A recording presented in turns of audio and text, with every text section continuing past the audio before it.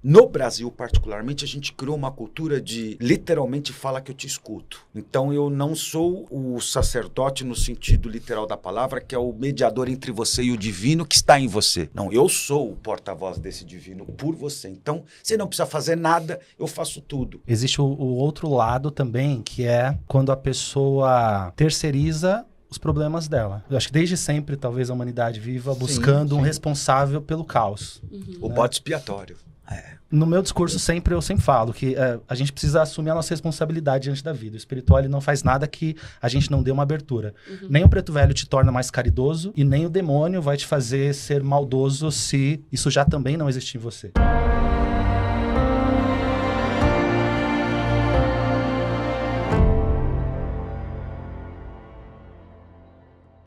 Olá, seja muito bem-vindo, muito bem-vinda ao podcast Meu Momento Místico, conteúdo produzido pela WeMystic Brasil.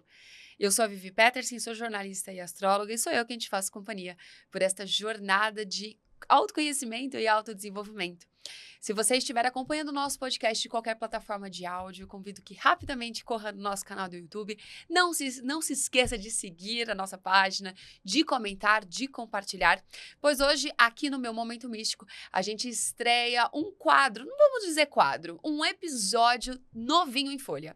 A partir de agora, em alguns episódios, vamos trazer duas pessoas numa espécie de debate, numa espécie de bate-papo, para essas pessoas falarem abertamente seus contrapontos e trazer aqui cada vez mais discussões e também informações de qualidade para você. Então, para a gente iniciar esse formato novo aqui da WeMystic, aqui do Meu Momento Místico, Alain Barbieri, que foi o nosso primeiro convidado, inclusive, foi quem abriu aí as portas do podcast, foi verdade. Prazer. E o Heavy Lucas, né? Uma honra, satisfação. A bênção do Pai. Pai abençoe. Amém. Peço a bênção também. Deus nos abençoe e a bênção para a cigana também. Obrigada. Pessoal, é o seguinte, a gente trouxe vocês aqui para falar de uma palavrinha que está muito usada ultimamente na internet, que é espiritualidade. E a gente quer falar também da espiritualidade independente, da espiritualidade dentro das religiões, mas para vocês, o que é essa nova espiritualidade que está se formando de acordo com as pessoas que estão buscando de forma independente, ou até mesmo dentro das religiões, mas também questionando algumas coisas? Queria saber de vocês. Obrigado. Eu penso que a gente vive um momento de liberdade incrível, né? Que a gente pode sentir, expressar, ser a gente, né? Manifestar o espiritual da forma que a gente enxerga, crê. Porém, eu penso que também a gente não pode deixar de considerar que é preciso ter mestres. Preciso ter quem nos guie, né? Eu acho que você pode, em algum momento, essa liberdade promover vou usar uma palavra que é loucura. Às vezes, promover a minha loucura. Eu, às vezes, sem um direcionamento, sem um norte, sem um apoio, sem um embasamento, eu posso me perder na minha loucura.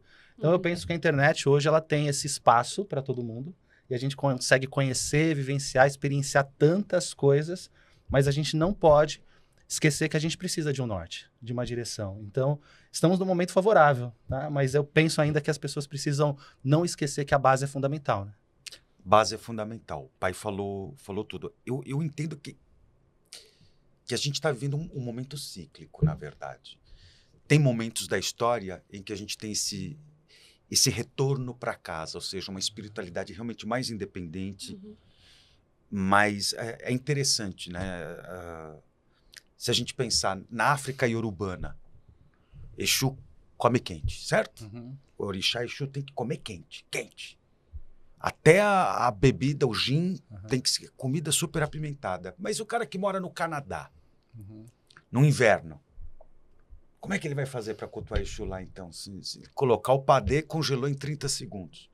Ou o muçulmano, se ele está numa extremidade da terra e ele não consegue se voltar para o pôr do sol, porque o sol não se põe em determinado período do ano. Quer dizer, as nossas experiências de fé, elas são sempre muito tribais, na verdade, todas elas. E a gente se esquece disso. E aí tem esses momentos de epifania individual e coletiva, que as pessoas vão voltando para isso, para suas bases matriciais. Mas o Pai Alan falou uma coisa muito importante.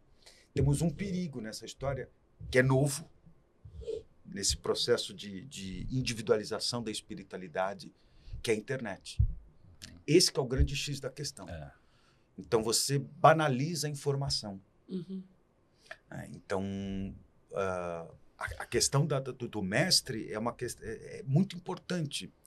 Acho que a questão seria mais do que a figura de discípulo ou guru, mas de profundidade, justamente, referência. E a gente está perdendo as referências. Então, mesmo que fosse uma experiência tribal, pai, no meu ponto de vista, mas que pelo menos então, eu estou cultuando a minha maneira, eu pulo as 7 ondas de Iemanjá, mas eu rezo o terço com o Frei Justo na madrugada. Brasileiro, inclusive, é muito assim. Nós somos miscigenados mesmo, em todos os aspectos. Mas qual que é a minha referência nessa pluralidade? A gente acaba perdendo. Vocês acham que é a tiktokização, vamos dizer Gostei assim, se a gente da palavra. pode usar essa palavra, que culmina nessa busca crescente fora dos moldes religiosos? Vivi particularmente, sim, também. Eu venho da internet, uma época que a gente ainda tinha a internet de escada. Sim. Então, eu tô divulgando Umbanda no Orkut. Eu tinha uma comunidade, Olha. Umbanda e tal. Nos grupos do UOL. Lembra disso? Sim. Não sei se você tem a cidade. Lembro. 41. Peguei Pronto, essa então. fase toda. Então, os grupos Sala do da UOL. UOL, Exatamente. Tinha lá muitos movimentos já de Umbanda na internet. E naquela época já se questionava o que a gente aqui está questionando. Me lembro de uma vez, em 2010, eu gravei um vídeo para a internet ensinando uma farofa de Exu. Uma coisa básica. Peguei uma farinha de mandioca, misturei com dendê e filmei aquilo e mostrei na internet como que fazia. Teve federações me ligando na época, dizendo que aquilo não podia, que era uma afronta aos segredos da religião. Então, eu creio que a gente também questiona uma coisa agora que a gente não sabe aonde vai dar. Essa é a verdade. Na época, nós não tínhamos noção, eu particularmente, eu acho que ninguém tinha noção para onde a Umbanda, que é a minha prática desde lá, estava levando aquela comunidade, aquelas pessoas, né? Então, eu não sei se isso vai caminhar para um lugar muito bom, né? O TikTok hoje sendo esse palco, ou vai levar para um lugar muito ruim. A gente não sabe.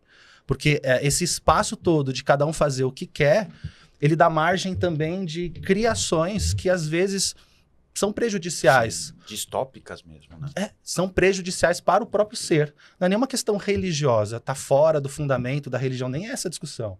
Mas o quanto isso promove crescimento na vida da pessoa, o quanto isso é destrutivo, o quanto isso potencializa as disfuncionalidades, as dores, os traumas, a maldade, a crueldade.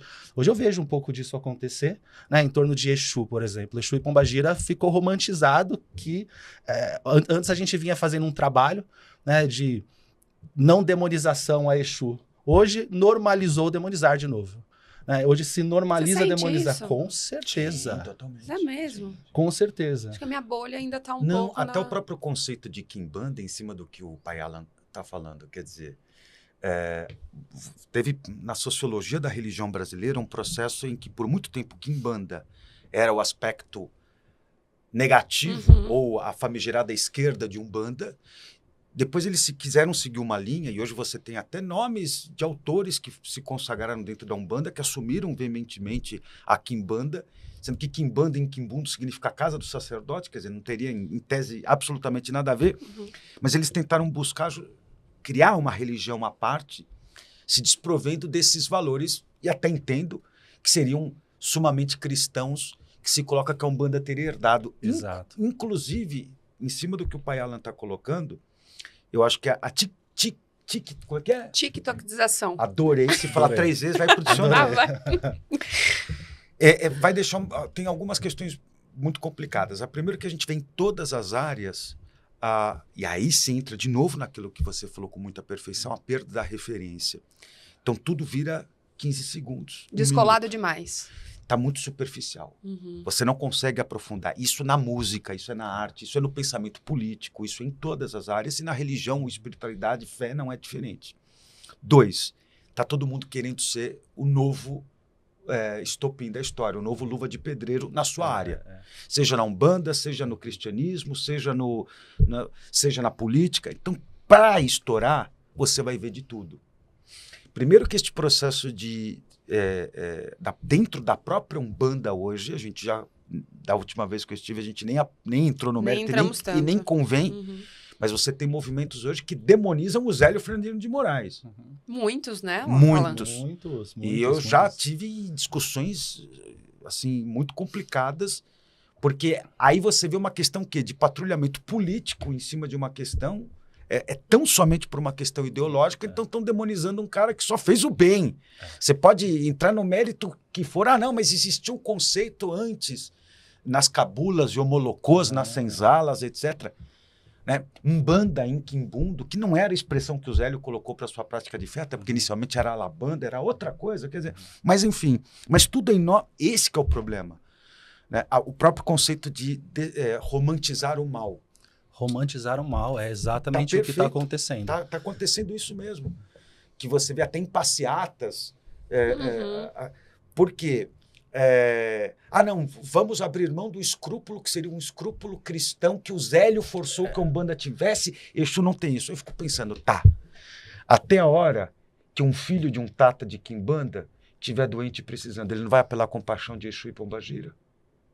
Não importa se a negociação, como ela é feita no culto, se tem o pagamento, mas você apela com paixão da entidade, seja ela de esquerda ou de direita, até porque em última análise nem existe a esquerda e a direita. Então, esse que é o problema. Acho que está todo mundo, no final das contas, tentando ser um dono da verdade na sua respectiva área. Eu gosto muito do discurso de vocês nas redes. Inclusive, você tem uma frase maravilhosa na sua bio do Instagram, que é como que é? Um cara que acredita... Somente um sacerdote crendo que a melhor forma de se buscar a Deus é de todas as formas. Mas essa frase é de Nenkaroli Baba, que foi um grande iluminado que viveu nos anos 60 na Índia. Mas isso mostra muito... Era o guru da Julia Roberts. Como que você direciona o seu trabalho. E o Alan também. Então, apesar de estar falando, né, das tradições da Umbanda, mas deixa muito as pessoas livres. E eu, frequentemente, encontro pessoas, até mesmo as pessoas mandam perguntas aqui pelo canal, falando justamente isso. Eu gosto de Pombagira, mas eu sempre fui criada na católica e eu não sei agora. Porque como que a gente fala para essas pessoas que ela é livre para escolher o melhor e o melhor caminho e o que ela quiser? Porque ainda os dogmas, eles ficam muito em cima, né? E a gente está tendo, nesse processo todo, um detalhe importante. À medida que você vai afrouxando, não se esqueçam, as grandes instituições, elas estão desmoronando. Por isso que surgem sempre novas ideias. Nesse movimento cíclico, isso tudo acontece. A gente está vendo politicamente impérios sendo desmoronados, como Roma desmoronou lá atrás, e assim vai. E sem querer ser prolixo, neste processo também a gente vê uma dogmatização, a gente vê surgir um grito por tradição, inclusive nas religiões de matriz africana, especialmente no candomblé. Tá, assim, a chegar num ponto em que daqui a pouco o fato de o pai Alan, por exemplo, daqui a pouco ele vai acabar comprando uma outra briga, porque ele é branco. Vamos dizer a verdade. Você já passou por isso? Já. Sim. Já é um assunto que nem levanto, né? Mas já me questionaram se eu tinha essa autoridade para falar de orixá por ser branco. A gente está chegando nesses pontos. Então, veja, é este processo. Agora, respondendo a sua pergunta, penso eu que a melhor forma de você mostrar para as pessoas que elas são livres é mostrar que, na verdade, você pode mudar o conceito, mas o fenômeno é o mesmo em todos os lugares no consciente coletivo. Então, aquilo que a gente chama de Pombagira, de Pembaína Dila, em Quimbundo, existe na Índia sob o nome das Yakshines ou das Dakinis. Exus, o conceito de Exu, você vai ter os Apus nos Andes, os Tengus no Japão, os Dakas e os Yakshas também na Índia, no budismo, no hinduísmo, os Gargulas nas antigas catedrais, né? Olha, Gargula, a garganta que engole tudo. Exu não é a boca que tudo come. E o comunicador, né? O que fala, né? Então, no final das contas, gostem ou não, mas a gente vai ver um monte de fenômeno nas igrejas pentecostais que é uma manifestação de orixá, tal qual você vai ver num barracão, numa roça ou num terreiro de Umbanda ou Candomblé. Quer dizer, o fenômeno é o mesmo, você está dando outro nome. Uma vez um monge budista, amigo meu, me procurou, pai Alan, e ele é de uma linhagem terra pura do Japão. Ele me ligou e falou: reverendo, você que é chegado nessas coisas, Yansan é uma entidade do bem ou do mal? Eu falei, mas por que, sensei, está me perguntando isso? Ele falou, porque no nosso mosteiro do Japão, um monge, um irmão nosso, já de determinada idade, num ritual às 3 da manhã, lançou um leque. Eles usam normalmente também no budismo japonês, é cultural. E começou a rodar e a gritar Yansan e Parrei. Num pico de montanha no Japão. Loucura. Numa linhagem Jodoshu, terra pura. Então, quer dizer, o bloqueio está na gente. E é isso que assusta as grandes instituições.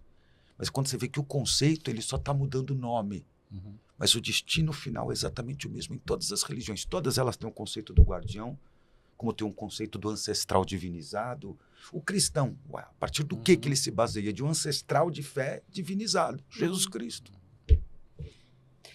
E, por exemplo, nas suas redes você responde muitas perguntas de pessoas que frequentam terreiros e que trazem muitas dúvidas de como se comportar nos seus próprios terreiros, né? De se isso pode, se o Pai de Santo vai deixar.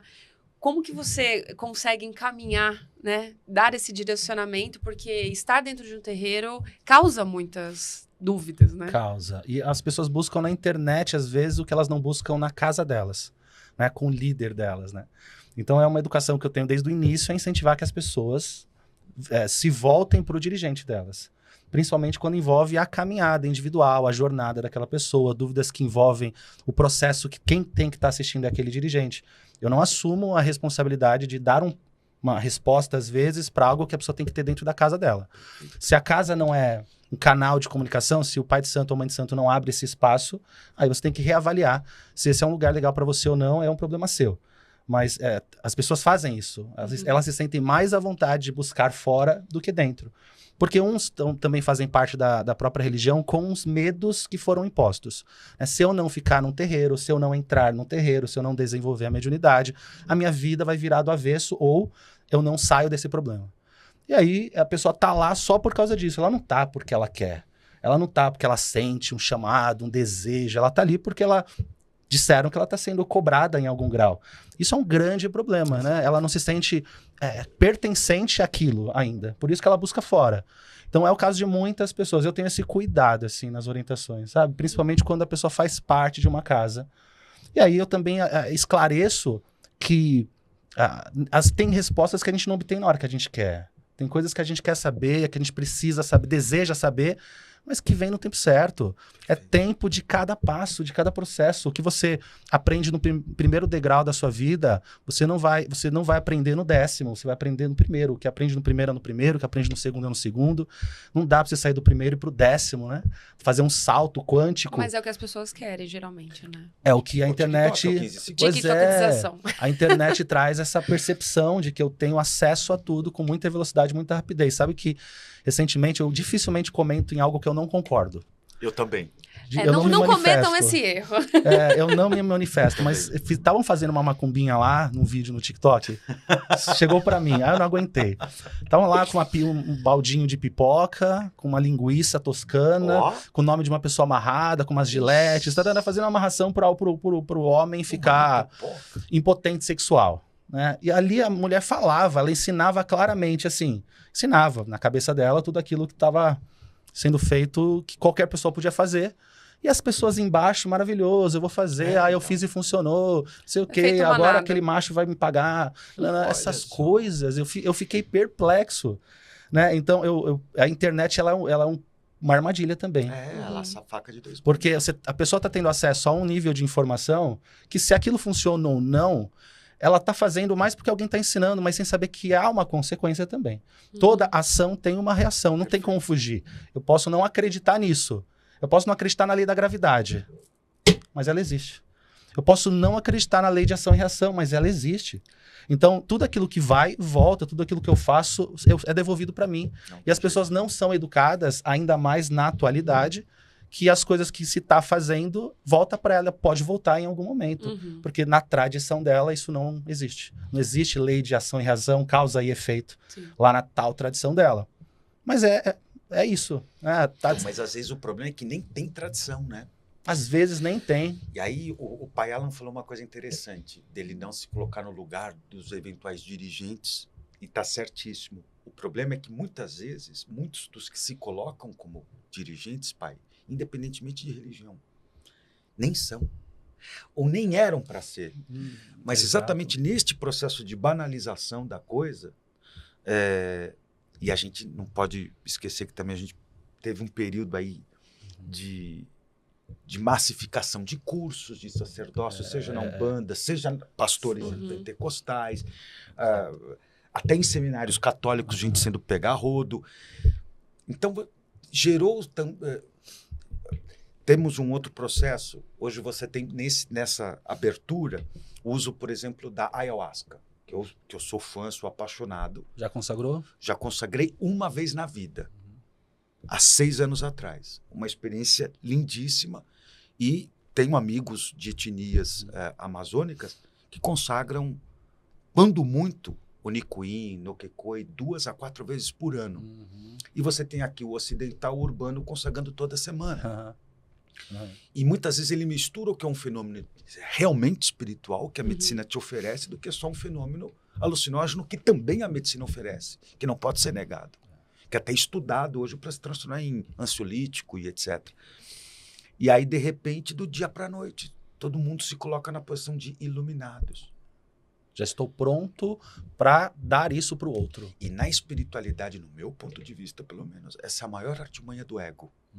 Buda quase caiu exatamente por isso. Quando ele alcança a iluminação, ele levanta do pé de figueira em Bodhi Gaya e ele se transfigurou, tudo mudou, passa um Brahmani por ele.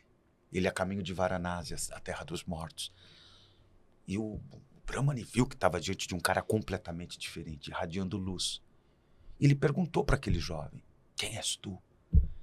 E Siddhartha fala, eu sou o iluminado. Brahmani olhou e falei, mais um louco aí a caminho de Varanasi para adorar Shiva. E aí Buda, já tendo o entendimento da verdade, o fim do sofrimento, a causa e o efeito justamente, mas ele não pegou bem. A maior artimanha do ego, na última análise, é quando ele diz para a pessoa, eu sou o iluminado. Ó, você é o iluminado. Acabou. É quando ali o cara tomba. E a gente, quantos tombos a gente viu de grandes nomes. A gente está falando nos bastidores, pessoas influentes que criaram estruturas, inclusive, que as mataram, as destruíram fisicamente. É muito delicado. Dentro disso que vocês estão falando, a gente abre espaço hoje em dia para uma linha de líderes religiosos como vocês são, de trabalhar essa instrução mesmo, né? Então, oferecer realmente uma aproximação até com o público de vocês, com mentorias, com workshops, com cursos. O que falta ainda outros dirigentes, talvez? Vou jogar aqui, vamos lá. O que falta para outros dirigentes tomarem esse... Não na mesma estrutura, claro, mas de alguma forma. Porque hoje eu vejo também que muitas pessoas ainda se mantêm na religião.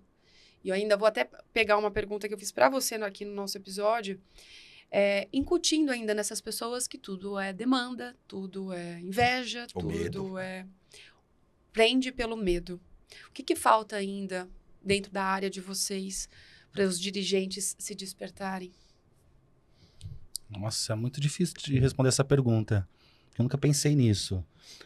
Eu acho que uma forma muito também rasa, minha visão muito rasa também da situação, eu penso que isso já está acontecendo, isso já acontece, e cada um está despertando aquela história do sem norte. Hoje, a gente teve alguns movimentos na Umbanda, por exemplo, na década de 90, com o Rubens Saraceni, né, em São Paulo, que foi uma figura importante para a construção e divulgação da Umbanda, um baita autor, né, um baita comunicador. Que também está sendo meio demonizado ultimamente. Mas o pessoal está demonizando o Chico Xavier. Então. Madre Teresa. Exatamente, qualquer um hoje em dia. Então, o Rubens deu esse direcionamento ali para uma leva de pessoas, enfim. E depois do Rubens não houve mais nenhum movimento onde as pessoas pudessem seguir um norte. Então as pessoas ficaram meio perdidas, eu sinto, tá? Hoje a pessoa abre um terreiro porque ela decidiu abrir. Eu digo isso pela minha própria casa, eu sou um terreiro de Umbanda que tem lá 200 pessoas que são da corrente. Aí um médium foi expulso por agressão, tá? Porque isso acontece, tá? Foi por abuso, agressão, aí foi expulso. Semana seguinte ele estava com o terreiro dele aberto, sem nenhum preparo, sem nenhuma condição e sem nenhuma sem nenhum alicerce moral preparado, alinhado com o que a Umbanda, na ocasião aqui, ela, sei lá, prega. Então é o que acontece. Eu acho que hoje a gente não tem um órgão, um centro direcionador, ou as pessoas não sabem nem por onde buscar, tá? Eu acho que vontade as pessoas têm, elas não sabem, eu acho que por onde buscar, com tanta informação que nós temos. Qual a solução? Não tenho nem ideia. De verdade, assim, não tenho nem ideia. Monta uma associação. Não acho que seria a solução. AB, Alan Barbieri. Deus me livre. Umbanda. Pegar esse carrego, não quero esse carrego, não. Mas eu acho que falta isso. Talvez a gente que pratica uma religião do qual não tem um órgão central, cada um entra, fala o que quer, cada um faz o que quer, cada um começa, cada um acaba no seu tempo, faz do seu jeito. Então a iniciativa ela já existe, tá? Eu creio que é uma questão de valores. Então o que a gente precisa é de pessoas com bons valores ocupando esses lugares. Aí eu acho que é onde a coisa vai funcionar um pouco mais. Pessoas com uma boa índole, com um bom ideal, pensando também num bem comum para a sua comunidade e não só nos seus próprios interesses. Isso falta um pouco, né? Para mim que convivo há tanto tempo na Umbanda. Agora, de resto, iniciativa as pessoas têm, né? De fazer, de disseminar, de divulgar. Uns vão ensinar só pelo dinheiro, outros vão ensinar pelo dinheiro e pelo amor em ensinar, e tá tudo certo. Cada um escolhe o que quer e faz como quer. Só que eu acho que a gente falta base para nós, né? Para o nosso caminho de fé. Tá? Hoje, essa ideia de deslegitimar Zélio, por exemplo, é uma coisa. Porque Zélio foi uma ponte importante para estarmos aqui. Né? Veio a Macumba, aí entrou Zélio com o movimento espírita. Zélio se auto-intitulava espírita. Né? Então ele levanta esse nome Umbanda na época, né? De alguma maneira, ainda que com os interesses também dele na época, né? Que chamam do embranquecimento e tudo mais, ele levantou, né? Ele levantou. Na verdade, o nome Umbanda não foi nem ele, foi ele. O discípulo dele que fundou a Casa Espírita Caboclo, a Tenda Espírita Caboclo Mirim, que foi a primeira a usar, inclusive, isso, o Benjamin Figueiredo. Exato. Que era a Labanda, né? Depois Tata Tancredo veio, né? Com uma forte também, ele veio trazendo a Molocô, a cultura de Angola. Já é uma outra coisa. Já é outro tempo. É outro tempo. É outro tempo. O pessoal tenta se pegar nisso, até Pai Gavião. Você não vai ver na história das práticas de Omolocô, de cabula, de macumba, batucada, tambor de mina, e terecó, enfim, todas essas tradições miscigenadas, nenhuma delas, nem mesmo as que vinham diretamente do pessoal dos descendentes bantus, ou dos nossos irmãos que lamentavelmente foram escravizados, de origem banto, nas senzalas, a prática Umbanda, que é a expressão banto para medicina, não era usado. Quando o caboclo das 7 encruzilhadas, que teria sido um padre, olha só, eu tenho uma visão um pouco, eu acho que aí o único erro nesse sentido do Zélio está bem em cima do que o Alan colocou, é que ele não teve a pretensão exatamente de criar uma base regulamentadora, vamos dizer assim. Seja de Buda também não teve, tá? Buda, quando estava para desencarnar, Ananda, que era o mais carinhoso dos discípulos, mestre, e aí? Quem que vai te suceder? Qual vai ser o nome da nossa ordem? Que livro sagrado? Ó, não vai. Não se baseie em algo como verdade porque está escrito, ou porque a maioria acredita como verdade, ou porque um guru falou que é verdade, mas só à luz da sua experiência espiritual interior. E o Zélio deu esse testemunho. Então nem ele e tão pouco o caboclo das 7 encruzilhadas tiveram essa pretensão. Se apropriar, né, de alguma coisa. Né? Mas esse também foi um problema. Por quê? Soltou. Deixou sair um norte. Então sempre tem um novo pretenso grande porta-voz da Umbanda, a passo de hoje criminalizarem o próprio Zélio, como se ele tivesse sido um usurpador de algo que ele não foi. Historicamente, ele não foi. Sem ele, não haveria o conceito de Umbanda, que, aliás, outros grupos é que se apropriaram do nome. De Cabula, de Omolocô, até de Jurema, de Codó, né? Terecó, hoje usam o nome de Umbanda e tem princípios completamente diferentes, inclusive de ritualística. Mas porque ele não teve essa pretensão. Exato. E dá esse problema que o pai Alan colocou. E esse é um problemão. Eu penso que para nossa religião, pensar o que vai ser daqui 50 anos. Não tem como. Não sei. Não dá para saber. Não dá para saber se a gente vai avançar ou regredir. Enquanto movimento religioso. A Umbanda é muito mais do que um movimento religioso. É uma expressão espiritual. né? Eu costumo dizer que a Umbanda é um lugar do qual almas se reúnem e se reencontram coletivamente para um propósito, seja de resgate, de cura, de propósito, de avanço. A Umbanda é só a desculpa, né? É só o palco para esses espíritos se reunirem em volta dos médiuns, das famílias espirituais. Então, a Umbanda, mais do que religião, é uma espiritualidade. Isso perdura, né? Agora, enquanto movimento, eu acho que se perde nesse ponto, sabe? É uma armadilha, porque qualquer pessoa hoje pode ter um terreiro de Umbanda e dizer, então, eu sou pai, pede a bênção aqui e me obedeça. E do dia pra noite. Do dia pra noite. Aí a gente volta naquilo, mas ao mesmo tempo, quem iniciou o Zélio? Mas veja, são essas exceções dos grandes mestres mesmo. E eu coloco o Zélio como um grande mestre. Sem dúvidas. E para mim, pai, de verdade, não é porque você tá aqui, não. A Umbanda é a religião do futuro, para mim. Tá? Assim como tem uma frase que diz que o espiritismo não é a religião do futuro, o espiritismo é o futuro das religiões, e eu vejo o espiritismo aí no seu sentido estrito, não no seu sentido kardeciano, mas na expressão assintomática da palavra, né? Tudo aquilo que envolve a relação com outras dimensões, com consciências paralelas. Este é o futuro, de fato, de todas as... A ciência caminha a passos largos nessa investigação. Para mim, a Umbanda é a religião do futuro exatamente por este poder que faz jus ao seu nome no sentido sânscrito. Om, o absoluto, o Omkara, e Bandham, de mãos dadas, atrelado. Quer dizer, essa capacidade, tanto que você vai ver desde o Rubens Saraceni, como foi muito bem citado, até o W.W. Mattei Silva, até chegar no Pai Juruá, que escreveu que foi um ex-seminarista, inclusive, de São Caetano, que escreveu lindamente sobre Sacanga e Simiromba, né? Linhas que nem são muito mais cultuadas nos terreiros. Verdade. E vejam, eram linguagens completamente distintas um do outro. E tá aí. Eu acho que o que fica, pai, e eu me atrevo a dizer que você é um desses exemplos, é o legado. O que vai ser depois? Não é agora. Qualquer um monta terreiro, beleza. Mas e depois? É o depois. E isso é muito próprio das religiões fenomenológicas, tá? As pentecostais, neopentecostais, o próprio espiritismo kardecista, Umbanda, os candomblés, a renovação carismática católica, toda a prática de fé que envolve o fenômeno singular, não tem jeito, só tem uma forma dele se fazer. Talvez institucionalmente, acho que vai haver um processo ainda de seleção, se a gente considerar do Zélio para cá.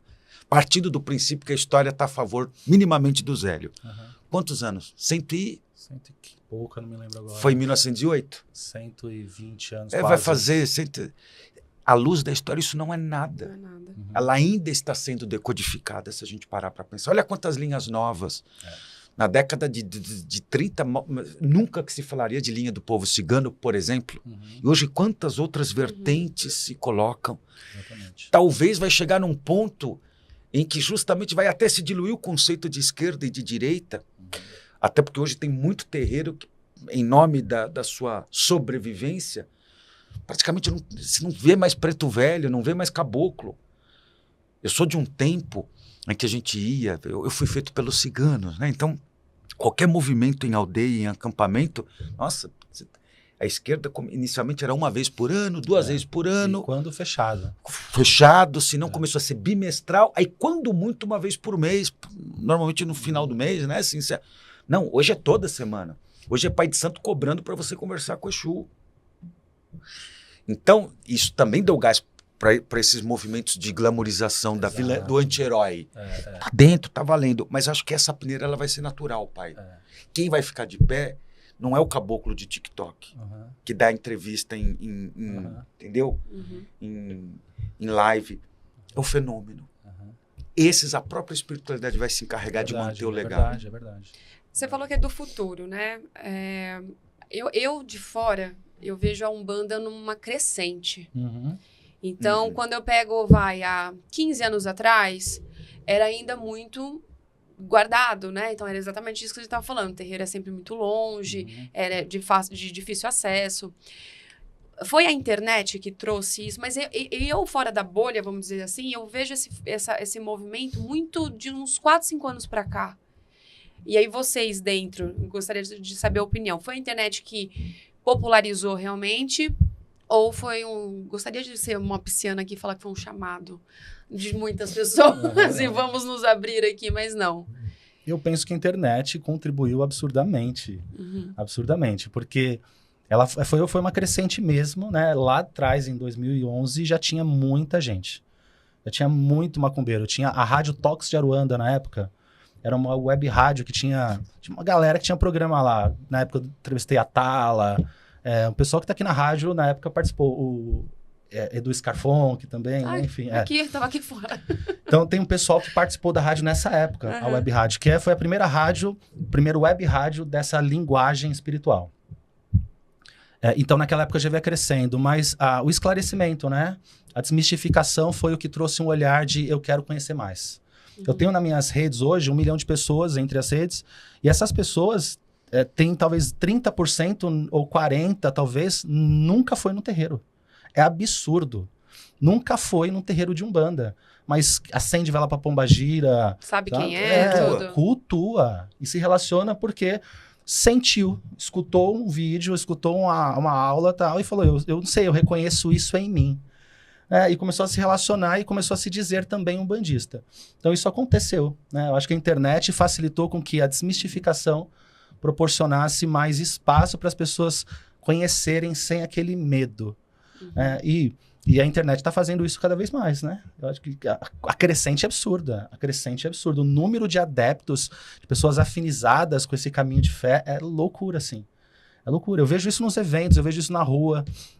Hoje a gente às vezes anda no shopping, tem pessoa, pai Alain, pede a benção no Shopping Center Norte, sabe? Essa coisa toda. Que legal. Coisa de macumbeira em tudo que é canto. Você tem macumbeira em tudo que é canto. Um carro, um adesivinho, hoje vindo pra cá. De várias classes sociais. Cruzado no carro da frente. De várias classes sociais, né? E não é também só mais na periferia, né? Então, eu vim de uma criação na periferia, meu terreiro que eu fiz parte como filho foi na periferia de São Paulo, na zona leste de São Paulo. Então era comum, sempre nas periferias, nos fundos dos quintais, nas vielas, você tem um terreiro lá instalado. Agora não, você tem nos Jardins. Sim. Entendeu? Você tem aqui, talvez na Avenida Paulista, se tiver Certeza. Deve ter um terreiro por aí, nesse quarteirão. Isso acontece, né? Eu acho que a crescente, a disseminação da informação, a desmistificação abriu espaço para as pessoas entrarem sem medo. E como que vocês fazem? Desculpa, pode falar. Em cima do que o pai Alan colocou, eu acho que, primeiro, tem esse fator a saída da periferia. O Zeca Pagodinho dizia, né, o pai de santo é o médico do pobre. Verdade. Então, sempre foi uma religião muito periférica. Eu acho que tem alguns fenômenos aí, né? A primeira questão a glamorização. E é interessante, porque religião é que nem massa. Quanto mais você bate nela, mais ela cresce. Ela cresce. Isso aconteceu com o cristianismo. Isso é verdade. E a Umbanda foi muito perseguida. Me comove muito ver aqueles pontos antigos. Dos vinis, no YouTube tem... Adoro. Só vejo ponto, eu tenho salvo... Nossa, mas só ponto antigo. Porque é de uma época que você tinha que cantar em segredo.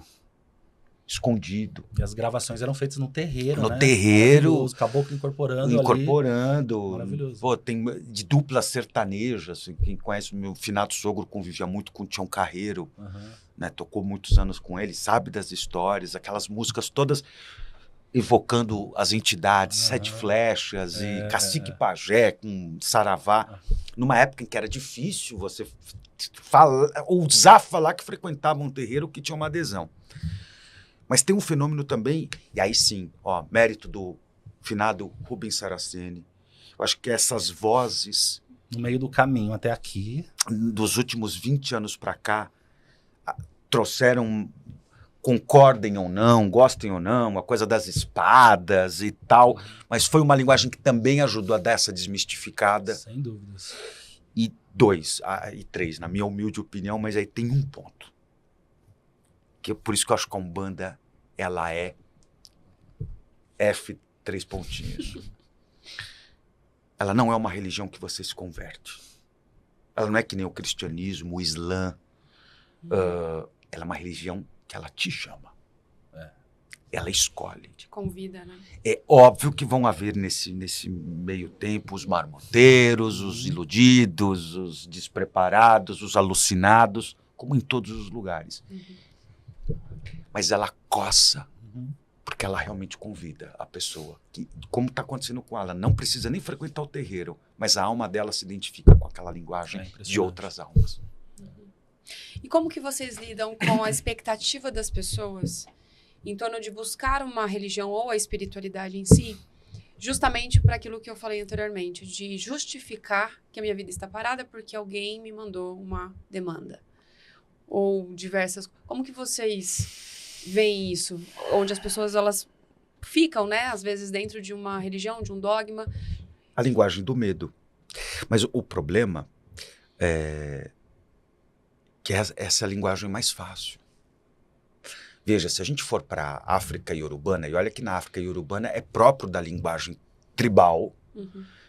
Você tem textos, inclusive, de monges beneditinos que aportaram no século XVIII, XVII, XVIII, e que viam as pessoas, e que são os primeiros a demonizarem o arquétipo de Exu Orixá. Porque já tinha presença muçulmana desde o século VIII, IX, por ali. E mesmo que tivesse com isso uma subtração do culto de Egungun, né, do culto de Orixá, ainda assim, até hoje a grande maioria que são famílias muçulmanas em território nigeriano tem o fundamento da família. E mesmo que você tivesse a linguagem do medo, então por que os missionários cristãos, especialmente os beneditinos e até anglicanos, que aportaram lá primeiro, demonizaram Exu?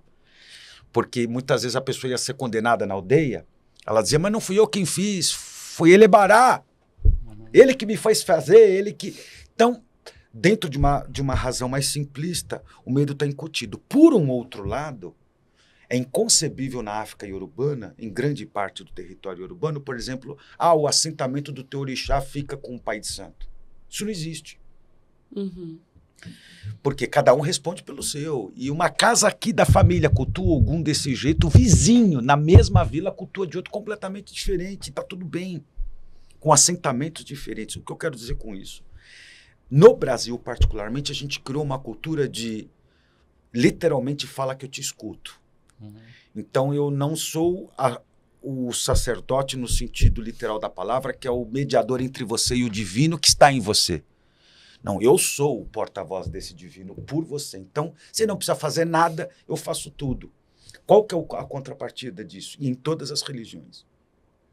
Se você dobrar a esquina daquilo que eu falar, ou como eu estabelecer que tem que ser, você automaticamente está em pecado, ou você está condenado. É em perigo. Entendeu? E veja, a gente teve casos de monges budistas tibetanos que, imagina, eles vinham de uma outra linguagem. Por exemplo, a sexualidade no Tibete, o Tantra, cuja sexualidade representa 0,2% no Tantra, mas tem. Faz parte. E aí você teve mestres tibetanos do exílio, da diáspora, que acabaram sendo processados por mulheres quando elas se deram conta que elas estavam literalmente tendo relações sexuais com senhores.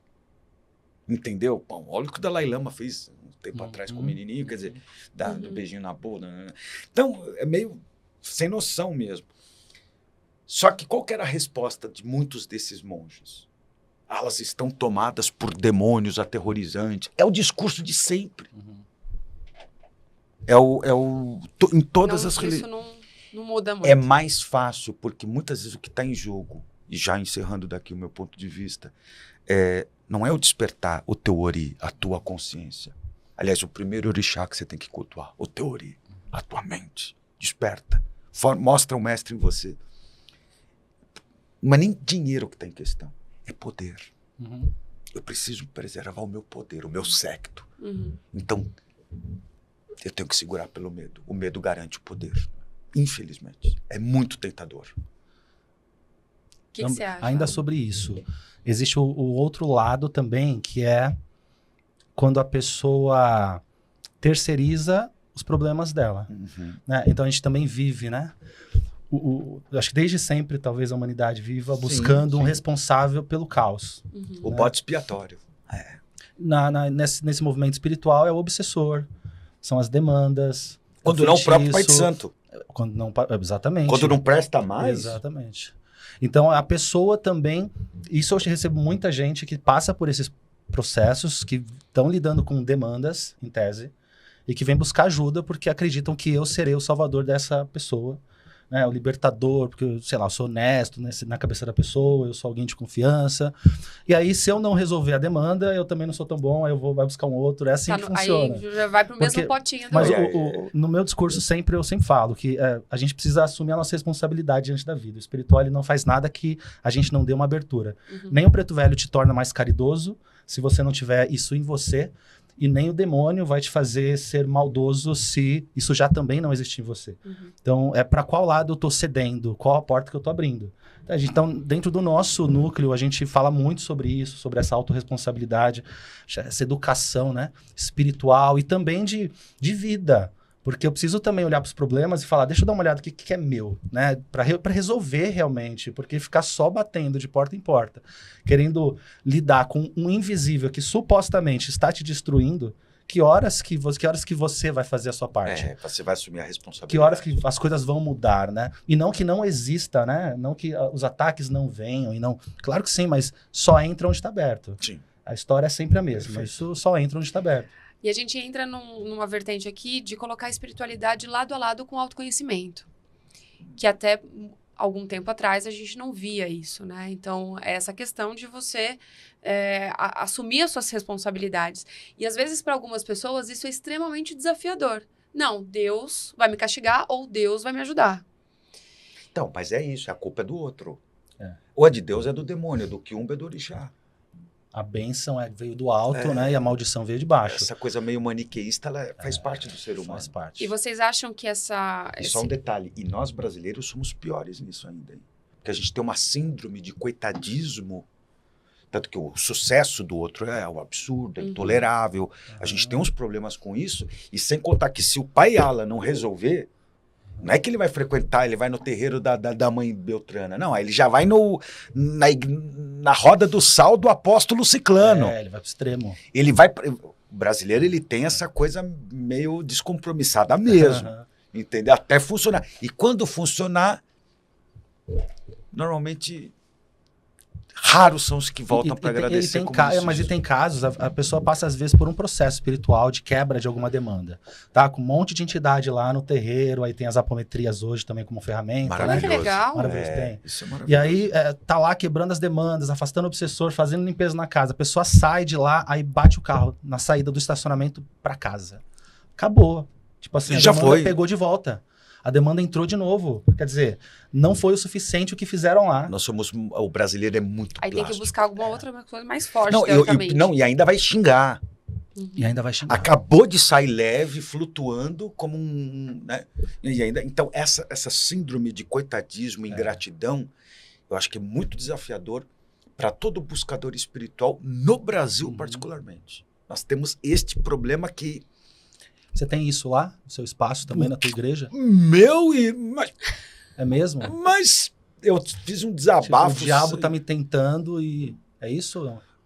Não, porque o meu discurso ele é meio mais louco, assim. Imagina que na missa também a gente tem apometria, a gente tem reiki, radiestesia, charupada. Mas, e a gente deixa claro, na verdade, a responsabilidade ela é sempre nossa. Anjos e demônios só interagem... Mas essa coisa da ingratidão, do coitadismo, tem que ser mais fácil. Por isso que o Brasil é a terra dos postes. Devolva a pessoa amada em até 3 dias. As pessoas hoje buscam pactos, né? Mas sempre. Voltou a moda do pacto. Isso eu vejo bastante. Você viu? Vejo muito. Se eu vendesse pacto assim, eu estaria agora em Ibiza, certeza. Tá? Eu não estaria aqui. Vejo bastante. E é isso, né? É mais fácil. Eu já ouvi pessoas que são famosas, ouvi de pessoas famosas e que hoje se dizem convertidas ao cristianismo. Que fizeram alguma coisinha. Não, de me propor na sacristia da capela. Faz o seguinte, o que a gente precisa fazer? Qual que é o pacto? Para você cuidar da minha vida financeira e nunca mais vai te faltar nada. Pessoas famosas que hoje estão na política, inclusive, e que se dizem convertidas e tal e coisa. Se a gente fosse canalha, e isso é muito frustrante. Porque o canalha, ele realmente ele tem uma disposição ele tem uma oferta gigante, né? Ele vai ver oportunidade em tudo. E qual que é a abordagem de vocês quando isso acontece? Alguém procurando, por exemplo, uma amarração? Não, amarração eu falo, olha, eu não faço. Não faço e não recomendo.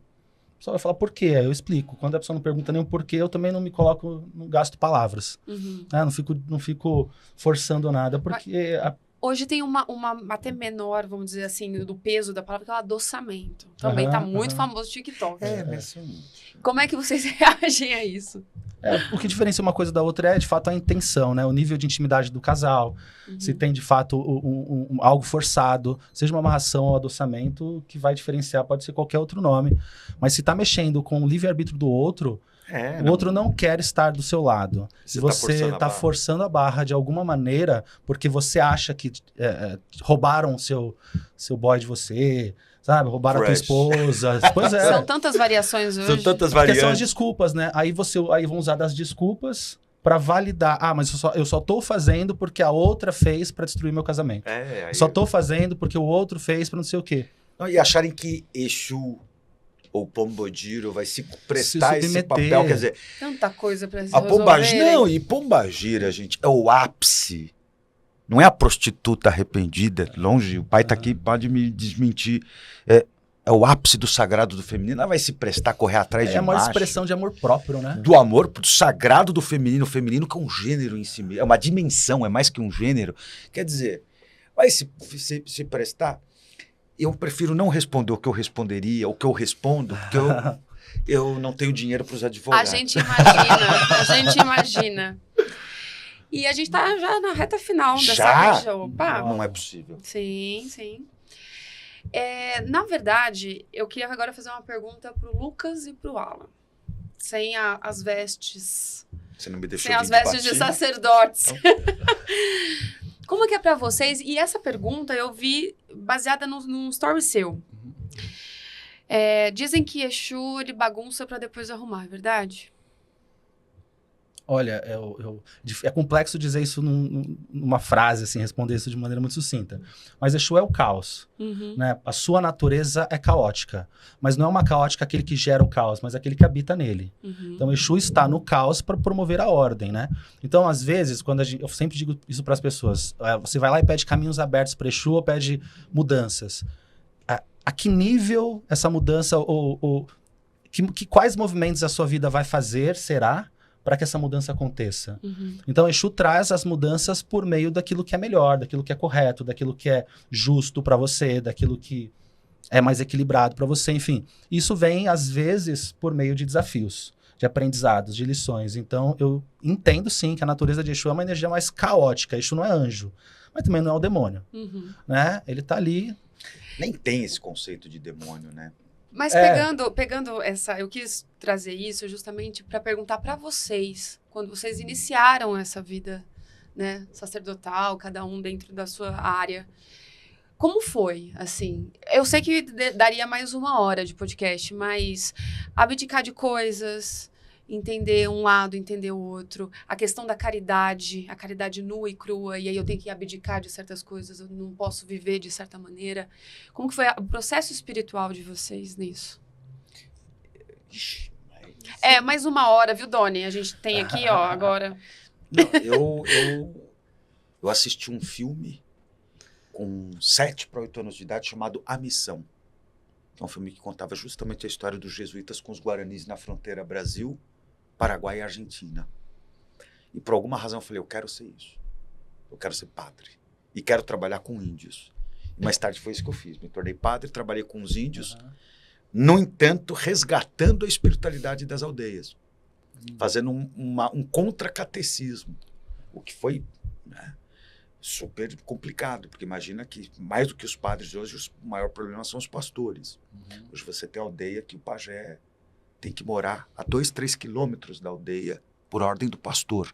E as famílias têm que pedir autorização do pastor se podem consultar o pajé ou não. Que loucura. E a gente fez um trabalho de revitalização de idioma, de espiritualidade, de pagelança. E o mesmo foi feito com os ciganos, quer dizer, eu tentei catequizar e eles que me catequizaram, os calons, né? Mas desde sempre. Então imagina que com 8 anos de idade eu era coroinha na Catedral da Sé, nos tempos de Dom Paulo Evaristo Ares. Era coroinha no Mosteiro da Luz, ninguém nem havia ouvido falar de Frei Galvão, o primeiro santo brasileiro, já era coroinha lá. Até que daí eu fui parar no mosteiro depois, com 16 anos. Então foi sempre um processo. Para mim, o que foi mais difícil foi depois me colocar no mundo, na verdade. Porque quando eu me dei conta que eu não queria ser monge, mas eu queria ser padre e ao mesmo tempo queria casar, isso eu trabalhava nas editoras tradicionais, católicas, enfim. Esse que foi o maior problema. Pera, como é que vai funcionar isso na minha cabeça? O que piorou depois que meu pai faleceu, que algumas coisas de caráter fenomenológico aí se expandiram e a igreja e a teologia não me davam explicações para isso. E voltaram coisas que até então só aconteceu na infância. Então, esse que foi o problema, no meu caso particularmente, foi eu tentar me secularizar. Porque eu sempre fui um menino estranho. Então, eu nunca fui um menino do futebol, nunca fui um menino do pipa. Eu nunca pensei em mulher, em namorada até os meus 18 anos. Minha pretensão era ser um monge de clausura. De legal nada, mas não é, entendeu? Então a minha realidade sempre foi o meu ambiente, minhas referências paternas, porque meus pais foram separados, eu filho único, minha mãe é uma imigrante italiana. Então por muito tempo eram só monges do Mosteiro de São Bento, que eu estudava no Colégio São Bento, eram sacerdotes. E nunca, nesse período, curiosamente, eu nunca tinha visto nada de profanador. Fui ver depois, trabalhando para a igreja, não mais na igreja. Foi um negócio maluco. Então tive uma certa sorte de ter grandes referências, homens que eram muito cultos, mas muito místicos ao mesmo tempo. Então, para mim que pegou, eu falei assim, caramba, como agora juntar esse monte de informação, ser um padre crístico, não mais cristão só. Isso foi difícil. E assim, tá bom, e agora? E no mundo? Como me colocar no mundo? Quando eu saí da clausura. Esse foi o maior impacto, porque minha vida sempre foi muito louca. Com 9 anos de idade, eu tinha aquele tarô de Marsella. É a 4ª geração da família. A família toda da minha mãe é de Estrigueiria, por outro lado. Olha que maluquice. E se eu errasse a leitura, minha mãe me dava com rolo de macarrão. Quer dizer, então... Bem peculiar. Um beijo, mãe. Te amo do mesmo jeito. Eu tive um chamado da Umbanda, é um chamado realmente, né? Eu tive um chamado, eu fui visitar um terreiro rapidamente. Eu fui visitar um terreiro quando eu tinha 16 anos de idade. Antes disso, eu já fazia parte do espiritismo. Tive alguns fenômenos também mediúnicos na minha infância, que me levou até um centro espírita. Mas sempre fui muito independente. Moro sozinho desde muito cedo também. E aí, fui conhecer um terreiro de Umbanda, gira de esquerda. Maria Mulambo, um dia, que foi que me acolheu ali na primeira gira. Me acolheu, me deu algumas orientações. E dali em diante, falei, esse é o meu lugar. Foi uma decisão. Esse é o meu lugar. Ali, entrei nesse terreiro, fiquei nesse terreiro até esse terreiro fechar, fiquei por 6 anos. E de lá eu já abri o Casa de Lei. Era uma Umbanda de tradição Omolocô. Eu abro Casa de Lei por um chamado do Exu que me acompanha, o Exu das Matas. Ele, no meio do caminho todo, ele disse que em algum momento nós abriríamos um terreiro. Ponto. Aí quando esse terreiro fecha, ele traz essa afirmativa de novo, e aí eu decido abrir a casa, largo um monte de coisa, dedico a minha vida realmente a isso, e faço disso a minha vida. Né? Eu não compartilho mais nada, ocupo meu tempo fazendo isso. Né? É basicamente isso que aconteceu. Com 22 anos, hoje eu tenho 39, né? Então com 22 anos, e aí a história desenrola até aqui, até onde nós estamos. Foi um chamado íntimo mesmo, não questionei, só fui. Só foi. Exatamente. Foi meio louco, mas foi isso. Cada uma na sua todo jornada. chamado O chamado é um pouco insano, de loucura, não é insano? Nenhum chamado é... É tranquilo, né? Nem tem como ser. Uhum. E não tem uma regra, né? Não existe regra. Não existe. Buda saiu de casa com 35 anos de idade. De um palácio. Nossa. Jesus, depois que ele teria ficado os 40 dias no deserto, mas antes é sabido que ele também... Cada um tem. Francisco de Assis, imagina, depois dos... Allan Kardec decodificou com 50 e não vai fumaça. Com toda a reputação que ele já tinha. Que ele tinha e que ele destruiu quando entrou nessa, inclusive com os padres, para quem ele trabalhava até então. Então, são histórias... Incríveis, incríveis. Que papo, hein, gente? Não, mas mais de uma hora, não dá pra Mais ficar uma hora a gente consegue ficar, Doni? Doni que manda aqui, ó. Gente, o primeiro formato, né, diferente do nosso podcast. Queria agradecer imensamente. Uma honra conhecê-lo pessoalmente. Peço sua bênção. Porque... Deus abençoe. Axé, amém. Foi incrível. Acredito que a proposta desse episódio é justamente trazer mais ainda conteúdo de qualidade, de informação, trazer esse direcionamento para quem segue a gente. Esse podcast ele já está completando agora 2 anos, Olha, né? Então, está crescendo cada vez mais e eu agradeço muito. Vocês que já vieram, né, cada um no seu episódio, contribuir aí para nossa jornada. Obrigado. Não só de espiritualidade, mas de muita Então, muita gratidão. Muita gratidão por essa iniciativa linda. E a Uimistic, além de podcast, de site, etc., tem uma loja online, né, de produtos esotéricos, produtos holísticos, e a gente queria muito presentear vocês. E tá invertido. Esse é seu e esse é seu. Nossa, obrigado, que lindo! Foi escolhido a Adorei. dedo por nós da Uimistic, porque acreditamos que tem um pouco a ver. Nossa, quartzo verde. Aí com a personalidade. Olha o com olho a- de tigre. Gente, Uau. ó, te falar, se me deu um baita sinal hoje, viu? É mesmo? Isso aqui Olha aí, tá precisava.